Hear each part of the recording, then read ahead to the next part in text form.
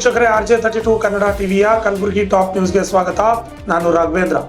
ಮನೆ ಬಾಗಿಲು ಕೊಂಡಿ ಮುರಿದು 3.10 ಲಕ್ಷ ರೂಪಾಯಿ ಮೌಲ್ಯದ ನಗನಾಣ್ಯ ಕಳುವು ಮಾಡಿರುವ ಘಟನೆ ಸೇಡಂ ರಸ್ತೆಯ ಸಿದ್ದೇಶ್ವರ ಕಾಲೋನಿಯಲ್ಲಿ ನಡೆದಿದೆ. ಶಿವಪುತ್ರ ಕಾಡಾದಿಮಠ ಎಂಬುವರ ಮನೆ ಬಾಗಿಲು ಕೊಂಡಿ ಮುರಿದು ಕಳ್ಳರು 80,000 ರೂಪಾಯಿ ಮೌಲ್ಯದ 10 ಗ್ರಾಂ ಬಂಗಾರದ ಒಂದು ಸುತ್ತುಂಗರ, 80,000 ರೂಪಾಯಿ ಮೌಲ್ಯದ 1 ಕೆಜಿ ಬೆಳ್ಳಿ ಸಾಮಾನು ಮತ್ತು 1.50 ಲಕ್ಷ ರೂಪಾಯಿ ನಗದು ಸೇರಿ 3.10 ಲಕ್ಷ ರೂಪಾಯಿ ಮೌಲ್ಯದ ನಗನಾಣ್ಯ ಕಳುವು ಮಾಡಿದ್ದಾರೆ. ಶಿವಪುತ್ರ ಕಾಡಾದಿಮಠ ಅವರು ತಮ್ಮ ಪತ್ನಿಯ ಆರೋಗ್ಯ ತಪಾಸಣೆಗೆಂದು ಮನೆ ಬೀಗ ಹಾಕಿಕೊಂಡು ಬೆಂಗಳೂರಿಗೆ ಹೋಗಿದ್ದಾಗ ಮನೆ ಕಳ್ಳತನವಾಗಿದೆ ಎಂದು ತಿಳಿದು ಬಂದಿದೆ.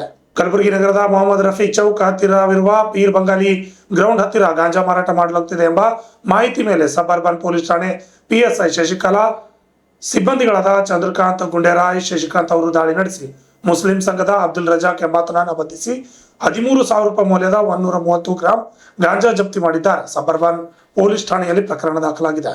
ರಾಜ್ಯ ಸರ್ಕಾರವು 2026 ಮೇ 31 ಅಥವಾ ಅದಕ್ಕೂ ಮುಂಚಿತವಾಗಿ ನಿರ್ಮಾಣಗೊಂಡಿರುವ ವಸತಿ ಕಟ್ಟಡಗಳಿಗೆ ಶಾಶ್ವತ ವಿದ್ಯುತ್ ಸಂಪರ್ಕ ಕಲ್ಪಿಸುವ ಉದ್ದೇಶದಿಂದ ಸ್ವಾಧೀನಾನುಭವ ಪ್ರಮಾಣ ಪತ್ರ ಸಲ್ಲಿಕೆಯಿಂದ ಆಗಸ್ಟ್ 15ರವರೆಗೆ ವಿನಾಯಿತಿ ನೀಡಿ ಆದೇಶ ಹೊರಡಿಸಿದೆ.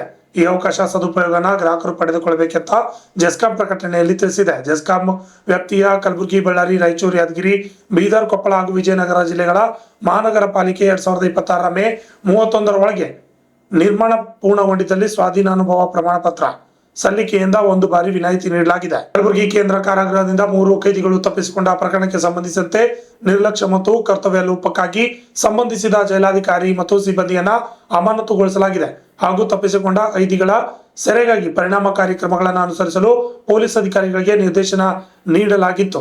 ಈಗ ಓರ್ವ ಕೈದಿಯನ್ನ ಸೆರೆ ಹಿಡಿಯಲಾಗಿದೆ ಎಂದು ಗೃಹ ಸಚಿವ ಪ್ರಿಯಾಂಕ್ ಖರ್ಗೆ ಅವರು ಹೇಳಿದ್ದಾರೆ. ನಾನು ಗೃಹ ಸಚಿವನಾಗಿ ಜವಾಬ್ದಾರಿ ವಹಿಸಿಕೊಂಡ ಮೇಲೆ ಗೃಹ ಇಲಾಖೆ ಪ್ರತಿ ವಿಭಾಗಗಳ ಪರಿಶೀಲನಾ ಸಭೆ ನಡೆಸಿ ಅದರ ಎಲ್ಲಾ ವಿಭಾಗಗಳ ಬಲವರ್ಧನೆಗೆ, ಉನ್ನತೀಕರಣಕ್ಕೆ ಅಗತ್ಯ ಕ್ರಮಗಳನ್ನು ಕೈಗೊಳ್ಳಲಾಗುತ್ತಿದೆ.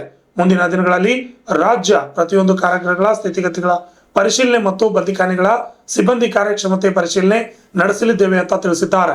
ಸಂಯುಕ್ತ ಹೋರಾಟ ಕರ್ನಾಟಕ ಕಲಬುರಗಿ ವತಿಯಿಂದ ಕಲಬುರಗಿಯನ್ನ ಬರಪೀಡಿತ ಪ್ರದೇಶ ಎಂದು ಘೋಷಿಸಿ ಮತ್ತು ಬಿತ್ತನೆ ಬೀಜ, ರಸಗೊಬ್ಬರ ಉಚಿತವಾಗಿ ಕೊಡಬೇಕು. ರಾಷ್ಟ್ರೀಕೃತ ಬ್ಯಾಂಕುಗಳಲ್ಲಿ ಸಾಲ ಮರುಪಾವತಿ ಮಾಡಲು ಕಾಲಾವಕಾಶ ವಿಸ್ತರಿಸಬೇಕೆಂದು ಪತ್ರಿಕಾಗೋಷ್ಠಿಯ ಮೂಲಕ ಶರಣಬಸಪ್ಪ ಮೊಮ್ಶೆಟ್ಟಿ ಅವರು ಸುದ್ದಿಗೋಷ್ಠಿಯಲ್ಲಿ ತಿಳಿಸಿದ್ದಾರೆ. ಕಲಬುರಗಿ ಜಿಲ್ಲೆಯ ಕಾಳಗಿ ತಾಲೂಕನ್ನ ತಕ್ಷಣ ಬರಪೀಡಿತ ಪ್ರದೇಶವೆಂದು ಘೋಷಿಸಿ ರೈತರಿಗೆ ಅಗತ್ಯ ಪರಿಹಾರ ಹಾಗೂ ಬೆಳೆ ನಷ್ಟ ಪರಿಹಾರವನ್ನ ನೀಡುವಂತೆ ಒತ್ತಾಯಿಸಿ ರೈತರು ಪ್ರತಿಭಟನೆಯನ್ನ ಮಾಡಿದ್ದಾರೆ. ಪಟ್ಟಣದ ಅಂಬೇಡ್ಕರ್ ವೃತ್ತದಲ್ಲಿ ಜಮಾಯಿಸಿದ ರೈತರು ಈ ವರ್ಷ ಸಮರ್ಪಕ ಮಳೆಯ ಕೊರತೆಯಿಂದ ಬೆಳೆಗಳು ಸಂಪೂರ್ಣ ಹಾನಿಗೊಳಗಾಗಿದ್ದು ರೈತರು ತೀವ್ರ ಸಂಕಷ್ಟಕ್ಕೆ ಸಿಲುಕಿದ್ದಾರೆ ಎಂದು ಆರೋಪಿಸಿದ್ದಾರೆ. ಸರ್ಕಾರ ಕೂಡಲೇ ಅಧಿಕಾರಿಗಳ ಮೂಲಕ ಬೆಳೆ ಹಾನಿ ಸಮೀಕ್ಷೆ ನಡೆಸಿ ಕಾಳಗಿ ತಾಲೂಕನ್ನ ಬರಪೀಡಿತ ಪ್ರದೇಶವೆಂದು ಘೋಷಿಸಬೇಕೆಂದು ಆಗ್ರಹವನ್ನ ರೈತ ಮುಖಂಡರು ಮಾಡಿದ್ದಾರೆ. ಈ ಪ್ರಶ್ನೆ ಪತ್ರಿಕೆ ಸೋರಿಕೆ ಅಕ್ರಮ ಖಂಡಿಸಿ ಕೇಂದ್ರ ಶಿಕ್ಷಣ ಸಚಿವ ಧರ್ಮೇಂದ್ರ ಪ್ರಧಾನ್ ರಾಜೀನಾಮೆಗೆ ಆಗ್ರಹಿಸಿ ಪರಿಸರ ಮಾನವ ಹಕ್ಕುಗಳ ಹೋರಾಟಗಾರ ಸೋನಾಮ್ ವಾಂಗ್ಚುಕ್ ಅವರ ಅನಿರ್ದಿಷ್ಟಾವಧಿ ಉಪವಾಸ ಸತ್ಯಾಗ್ರಹ ಬೆಂಬಲಿಸಿ ಕಲಬುರಗಿ ನಗರದ ಜಗತ್ ವೃತ್ತದಲ್ಲಿ ಸೌಹಾರ್ದ ಕರ್ನಾಟಕ ಕಲಬುರಗಿ ವತಿಯಿಂದ ಪ್ರತಿಭಟನೆಯನ್ನ ನಡೆಸಲಾಗುತ್ತಿದೆ.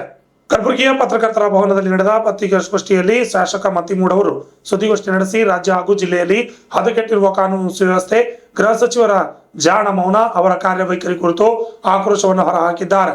ಪ್ರಿಯಾಂಕ್ ಖರ್ಗೆ ಅವರು ಜಿಲ್ಲಾ ಉಸ್ತುವಾರಿ ಸಚಿವರಾಗಿರುವುದು ಹೆಸರಿಗಷ್ಟೇ.